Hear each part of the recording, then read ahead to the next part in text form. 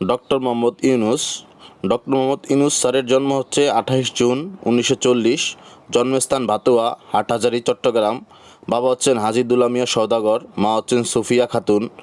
Doctor Mohammad ইউনূসের শিক্ষা জীবন শুরু হয় মহাজন ফকিরের স্কুল বিদ্যালয় হতে।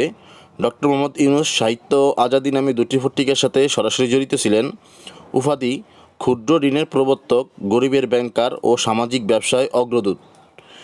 শিক্ষা ও কর্মজীবন: 1957 সালে তিনি ঢাকা বিশ্ববিদ্যালয়ের অর্থনীতি বিভাগে ভর্তি হন। 1960 সালে স্নাতক ও 1961 সালে স্নাতকোত্তর ডিগ্রি অর্জন করে।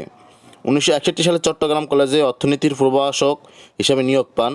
যুক্তরাষ্ট্রের মার্সিসবরোতে মিডল টেনেসি স্টেট ইউনিভার্সিটিতে শিক্ষকতা করেন। পরে তিনি চট্টগ্রাম বিশ্ববিদ্যালয়ের অর্থনীতি বিভাগে সহযোগী অধ্যাপক হিসাবে যোগ দেন। ক্ষুদ্র ঋণ ও গ্রামীণ ব্যাংক প্রতিষ্ঠা তিনি করছেন। 1976 সালে চট্টগ্রাম বিশ্ববিদ্যালয় সংলগ্ন জোবরা গ্রামে অত্যন্ত দরিদ্র কিছু পরিবারের জন্য কাজ করতে গিয়ে লক্ষ্য করেন যে খুব সামান্য পরিমাণ ঋণ একজন দরিদ্র মানুষের জীবনে বড় ধরনের পরিবর্তন আনতে পারে। নিজে গরিব মানুষের ঋণের জামিনদার হয়ে স্থানীয় জনতা ব্যাংক থেকে তার প্রকল্পের মাধ্যমে জোবরা গ্রামের গরিব মানুষের ঋণ দেওয়া শুরু করলেন।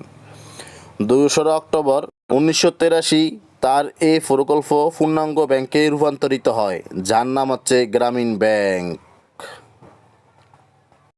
উল্লেখযোগ্য গ্রন্থ হচ্ছে three farmers of Jhobra, Jorimon and others, faces of poverty, banker to the poor, a world of three zeros.